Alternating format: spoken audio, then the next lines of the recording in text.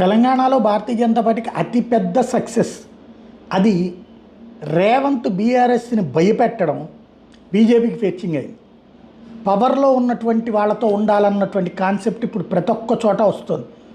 అందులో భాగంగా ఓ పక్కన భారతీయ జనతా పార్టీకి కరీంనగర్లో అంటే బండి సంజయ్ సొంత నియోజకవర్గానికి సంబంధించి అక్కడ మామూలుగా గెలిచింది 13 మంది అయితే టోటల్గా 16 మంది కార్పొరేటర్లు ఉన్నారు. అదే సందర్భంలో 28 మంది వరకు బీఆర్ఎస్కు ఉన్నారు. ఆ తర్వాత ప్లేసుల్లో కాంగ్రెస్ పార్టీ కానీ ఇటు పక్కన ఎంఐఎంకి కానీ ఉంది. అయితే ఇప్పుడు మేయర్తో సహా 10 మంది కార్పొరేటర్లు వచ్చి మేయర్తో పాటుగా కార్పొరేటర్లు 10 మంది కలిసి వచ్చి ఇవాళ భారతీయ జనతా పార్టీలో చేరిపోతున్నారు. అంటే దీని ఇంపాక్ట్ ఏంటి?